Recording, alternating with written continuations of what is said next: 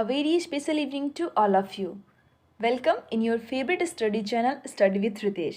Okay, तो start करते हैं हम आज के सेशन को। आज का जो सेशन है वो पार्ट 2 है, यानी पार्ट फर्स्ट जो था वो कल मैंने डिस्कस किया था 2010 के प्रीवियस क्वेश्चंस। क्या 2010 के प्रीवियस क्वेश्चंस चल रहे थे। ओके, तो उसमें क्वेश्चन नंबर 9 तक हो चुका था डिस्कशन। अब हम आगे नेक्स्ट क्वेश्चन से स्टार्ट करते हैं। ठीक है, तो स्क्रीन पे जो दिख रहा है वो 2010 में पूछा गया सवाल है। ठीक है, सवाल को रीड करते हैं, देन आफ्टर हम आंसर देंगे। ठीक है, थोड़ा देर वेट कर लेते हैं, सभी को ज्वाइन हो जाने दो। चलिए, आई होप सभी ज्वाइन हो गए हैं। चलिए स्टार्ट करते हैं। तो गाइस, क्वेश्चन नंबर 10 क्या बोल रहा है? हमारे शरीर में रक्त वाहिनियों की कुल लंबाई है लगभग, यानी हमारे बॉडी में जो ब्लड वेसल्स हैं, क्या हमारे बॉडी में जो ब्लड वेसल्स हैं उसकी अप्रॉक्स, एक तरह से लगभग लंबाई पूछ रहा है। क्या कि लगभग कितनी लंबाई है, कितने किलोमीटर है हमारे बॉडी के जो ब्लड वेसल्स के लेंथ, विड्थ नहीं, क्या पूछ रहा है? लंबाई पूछ रहा है, चौड़ाई नहीं। ठीक है, तो बता दीजिए कि हमारे बॉडी के जो ब्लड वेसल्स हैं वो लगभग कितने लंबे हैं।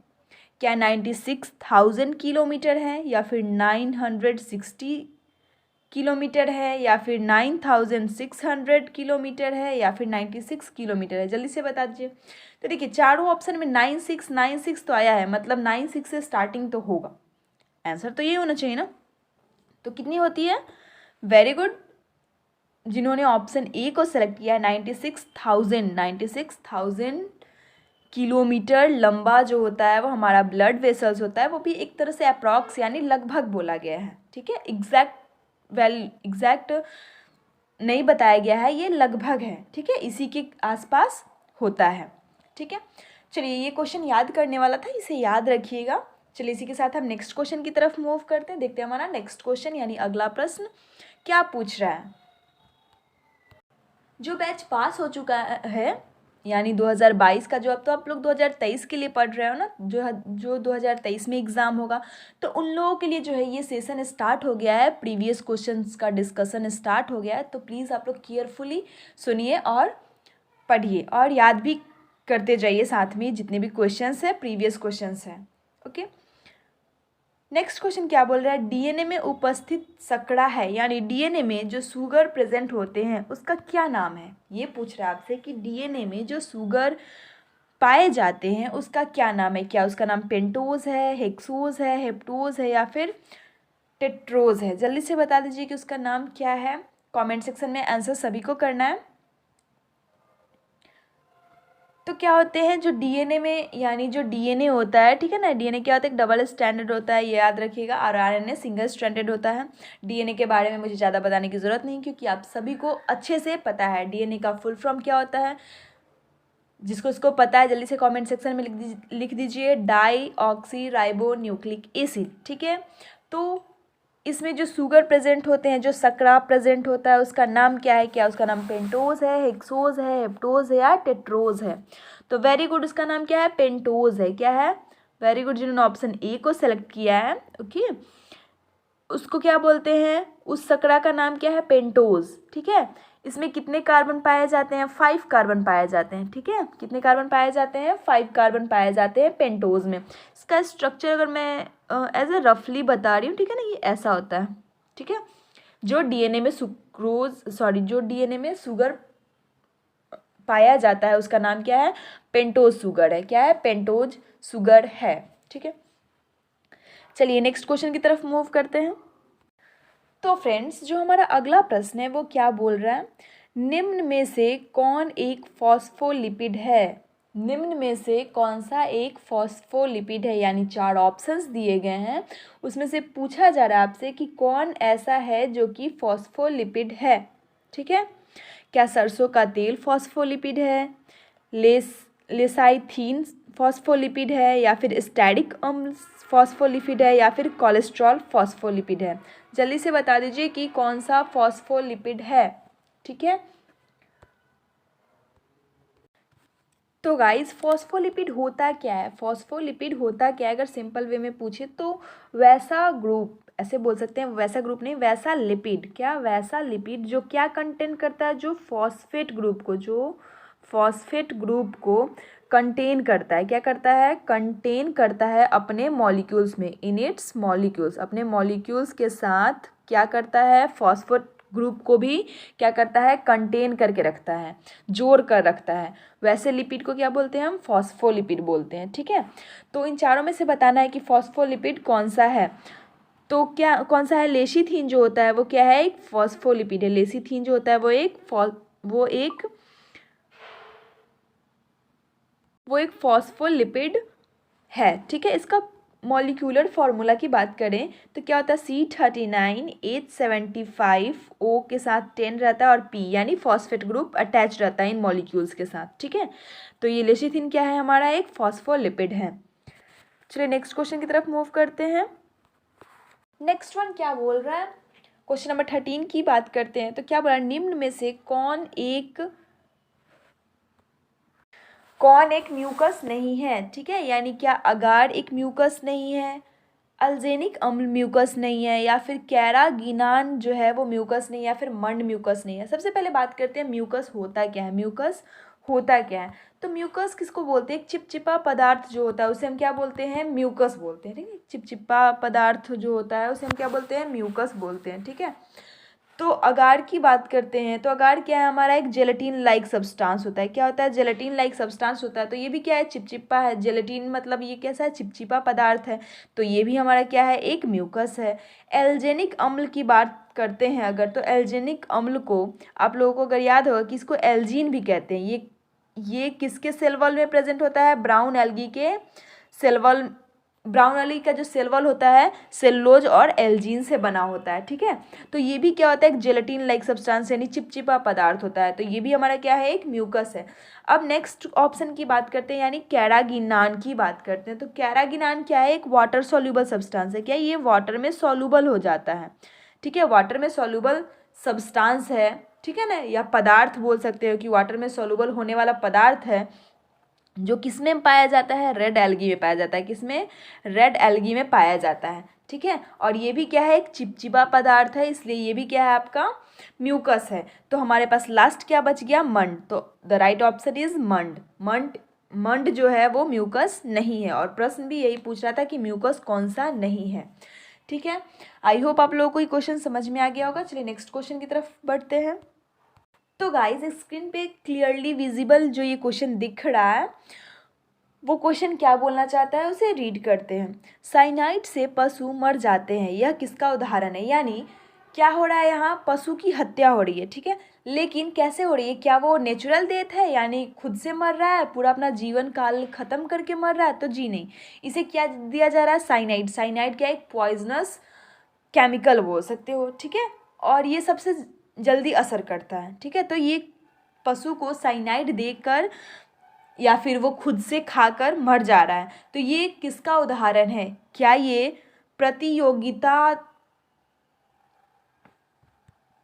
प्रतियोगितात्मक संदमन का एग्जाम्पल है, यानी कॉम्पिटिटिव इनहिबिशन का एग्जाम्पल है, या फिर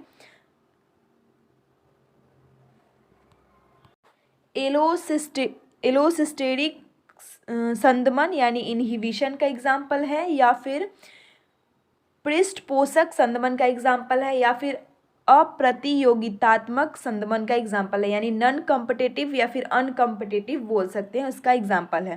तो ये जल्दी से गाइस इस कमेंट सेक्शन में बताइए कि किसका एग्जाम्पल है। अगर किसी पशु को साइनाइड दिया जाता है और उसकी मृत्यु हो जाती है, तो ये कंडीशन, इस सिचुएशन को हम किस टर्म में डिफाइन कर सकते हैं? मतलब इस सिचुएशन के लिए हम कौन सा टर्म दे सकते हैं? ठीक है, तो क्या दे सकते हैं? अप्रतियोगितात्मक संदमन, यानी इसे क्या, एक तरह से क्या है? एक तरह से ये मर्डर है। ठीक है, और ये अपने जीवन काल में पूरा नहीं किया है। जो पशु है वो अपना जीवन काल में पूरा नहीं किया है, इसका नेचुरल डेथ नहीं है। तो ये किसका एग्जाम्पल है? नॉन कॉम्पिटिटिव इनहिबिशन का, या फिर अनकॉम्पिटिटिव इनहिबिशन भी बोल सकते हैं, और हिंदी में से क्या बोलते हैं? अप्रतियोगितात्मक संदमन। ठीक है, नेक्स्ट क्वेश्चन क्या है? पूछ रहा है एक कोशिका द्वारा द्रव के अंत फिर से क्वेश्चन को रीड करते हैं। एक कोशिका द्वारा द्रव के अंतर्ग्रहण को कहते हैं, यानी क्या बोल रहा है, इनटेक ऑफ फ्लूइड, लिक्विड नहीं, यहाँ फ्लूइड ज़्यादा सही होगा, ठीक है, यहाँ लिक्विड की जगह फ्लूइड ज़्यादा सही होगा, ठीक है। इनटेक या फिर इंजेशन भी बोल सकते हैं, इनटेक या फिर इंजेशन भी बोल सकते हैं, ठीक है। तो हम इनटेक ही बोलते हैं। Intake of fluid by a cell is called, अगर किसी सेल में जो फ्लूइड है वो अंदर जा रहा है, उस सेल के अंदर जा रहा है, तो उसे हम कौन सा प्रक्रिया बोलेंगे, उसे कौन सा प्रक्रिया बोलेंगे? क्या उसे पैसिव ट्रांसपोर्ट बोलते हैं, या फिर कणिका भक्षण बोलते हैं, या फिर कोशिका भक्षण बोलते हैं, या फिर कोशिका द्रव विभाजन बोलते हैं? अगर किसी को आंसर इसका पता है तो प्लीज़ कमेंट सेक्शन में आप आंसर लिखिए, क्योंकि जब आप कमेंट सेक्शन में आंसर गलत हो या सही लिखोगे तो आप एक्टिव रहोगे, और जब आप एक्टिव रहोगे तो सारा माइंड जो है वो यहाँ पे रहेगा, और आप अच्छे से जो भी पढ़ोगे वो आपको ध्यान में रहेगा, ठीक है। वैसे मुझे पता है कि जो लेक्चर देखते हैं बच्चे वो ज़्यादातर सो जाते हैं, तो सोना नहीं है, जल्दी से इस प्रश्न का उत्तर दीजिए, मैं वेट कर रही हूँ। ये किसका एग्जाम्पल है? किसी सेल में अगर फ्लूइड जाता है तो वो किसका एग्जाम्पल है? जल्दी से बता दीजिए। तो ये किसका एग्जाम्पल है? कणिका भक्षण का। किसका है? कणिका भक्षण का, यानी ग्रैनुअल फीडिंग का एग्जाम्पल है। सॉरी, ग्रैनुअल फीडिंग कहते हैं उसको, एग्जाम्पल नहीं, ग्रैनुअल फीडिंग कहते हैं उसको, ठीक है। चलिए इसी के साथ हम नेक्स्ट क्वेश्चन की तरफ मूव करते हैं। नेक्स्ट क्वेश्चन क्या बोल रहा है? निम्न में से कौन सी कोशिका एक ठोस सतह पर अपनी प्लाज्मा झिल्ली के लहराने से चल सकती है? यानी यहाँ आपसे क्या पूछ रहा है कि, फिर से क्वेश्चन को रीड करते हैं, कि निम्न में से कौन सी कोशिका, यानी किसकी बात कर रहा है, कौन सी, यानी कौन सा सेल या फिर कौन सी कोशिका है जो एक सॉलिड सरफेस, जैसे कि सॉलिड सरफेस है, ठीक है, इस पर अपने प्लाज्मा झिल्ली को लहराने से वो उसका मूवमेंट होता है। उसका मूवमेंट कैसे होता है? वो एक जगह से दूसरे जगह अगर जाती है तो किसके द्वारा जाती है? तो वो अपने प्लाज्मा झिल्ली के को लहराते हुए चलती है। तो उसके चलने के प्रक्रिया को क्या बोलते हैं? ठीक है, कौन सी कोशिका है, वह कौन सी कोशिका है जो क्या करती है, जो अपने प्लाज्मा झिल्ली को लहराने से एक ठोस सतह पर चल सकती है? क्या उसको WBC कहते हैं, या फिर बृहत भक्षण कोशिका बोलते हैं, या फिर तंतु कोशिका बोलते हैं, या फिर अमीबा बोलते हैं? तो देखिए, मैं WBC क्या होता है, आप सभी को पता है, वाइट ब्लड सेल। ये भी क्या, ये भी, इसका भी मूवमेंट होता है, ठीक है। तो ये जो, अगर ये वेसल्स है, ठीक है, अब ये वेसल्स है, ब्लड वेसल्स या ब्लड वेसल्स बोलते हैं, बोलेंगे, ठीक है ना, या फिर नर्व बोल लो, ठीक है ना। तो ये इसमें जो WBC आपको पता है कि कहाँ प्रेजेंट होता है? अगर ये एक जगह से दूसरे जगह जा रहा है तो इस प्रक्रिया को क्या बोलते हैं? इस प्रक्रिया को हम डाईपेडेसिस बोलते हैं, डाईपेडेसिस बोलते हैं, ठीक है। याद रखिएगा कि डाईपेडेसिस किसको बोलते हैं? WBC के मूवमेंट को, ठीक है। बृहत भक्षण कोशिका यानी माइक्रोफेज सेल की बात करते हैं, तो माइक्रोफेज सेल के मूवमेंट को क्या बोलते हैं? अमोबॉयडिक मूवमेंट, एमोबॉयडिक मूवमेंट, ठीक है। क्या बोलते हैं इसके, माइक्रोफेज सेल के मूवमेंट को क्या बोलते हैं? एमोबॉयडिक मूवमेंट बोलते हैं। नेक्स्ट ऑप्शन क्या है? तंतु कोशिकाएं। तंतु कोशिकाएं किसको बोलते हैं? तो तंतु कोशिकाएं जो होती है वो रॉड शेप की होती है। कैसी होती है? रॉड शेप की होती है। और ये जो कोशिका है उसके पास क्या होता है? प्लाज्मा मेम्ब्रेन प्रेजेंट होता है, प्लाज्मा मेम्ब्रेन प्रेजेंट होता है, और उस अपने प्लाज्मा मेम्ब्रेन के लहराने से ये सॉलिड सरफेस पर मूव कर पाती है। जो तंतु कोशिकाएं हैं यानी जो फाइबर सेल्स हैं वो क्या करती हैं? वो अपने प्लाज्मा झिल्ली को लहराते हुए सॉलिड सरफेस पे मूव करती है। तो उस सेल का नाम क्या है? तंतु कोशिकाएं, ठीक है। और अमीबा के मूवमेंट को क्या बोलते हैं? सीडोपोडिया बोलते हैं। ये तो आप लोगों को पता ही होगा। तो चारों का चारों ऑप्शन जो है वो क्लियर हो गया। किसके मूवमेंट को क्या बोलते हैं? तंतु कोशिका ऐसी कोशिका है जो अपने प्लाज्मा झिल्ली को लहराती है, तब वो सॉलिड सरफेस पर क्या कर पाती है? मूवमेंट कर पाती है, ठीक है। नेक्स्ट क्वेश्चन क्या बोल रहा है? टेडपोल के कार्यांतरण में कौन सी कोशिकाएं अंगिक सम्मिलित होती हैं, यानी अंगक सम्मिलित होती हैं? यानी क्या पूछ रहा है? Which cell organelles are involved in the metamorphosis of tadpole, यानी टेडपॉल तो आपको पता ही है कि टेडपॉल किसे बोलते हैं, मेंढक के बेबी को बोलते हैं, ठीक है। तो उसे टेडपॉल बोलते हैं सबसे स्टार्टिंग स्टेज में, ठीक है ना। एक के बाद वो किस में कन्वर्ट होता है, टेडपॉल में कन्वर्ट हो जाता है, ठीक है। तो ये जो टेडपॉल होता है क्या बोल रहा है कि कौन सा सेल ऑर्गेनेल इसमें इन्वॉल्व होता है मेटामॉर्फोसिस के दौरान, वो भी किस में, टेडपॉल में। टेडपॉल में जो मेटामॉर्फोसिस होता है उस समय कौन सा सेल ऑर्गेनेल क्या होता है, इन्वॉल्व होता है, कौन सा सेल ऑर्गेनेल इन्वॉल्व होता है, वही आपसे पूछ रहा है। तो क्या वो गोल्गी काय यानी गोल्गी अपरेटस इन्वॉल्व होता है, या फिर लायन काय इन्वॉल्व होता है, या फिर राइबोसोम इन्वॉल्व होता है, या फिर माइटोकॉन्ड्रिया इन्वॉल्व होता है। जल्दी से बता दीजिए कौन सा सेल ऑर्गेनेल जब टेडपॉल से वो कन्वर्ट होता है, यानी टेडपॉल का मेटामॉर्फोसिस होता है। टेडपॉल के पास टेल होता है, ठीक है, मेंढक के पास टेल होता है नहीं होता है, लेकिन टेडपॉल के पास टेल पाया जाता है। तो जब मेटामॉर्फोसिस होता है तो उसका टेल जो है वो धीरे धीरे ख़त्म होने लगता है। तो उसमें कौन सा सेल ऑर्गेनेल वर्क करता है, कौन सा सेल ऑर्गेनेल अंगिक होता है या फिर इन्वॉल्व होता है, तो वो क्या है, लायन काय। कौन है, लायन काय, ठीक है।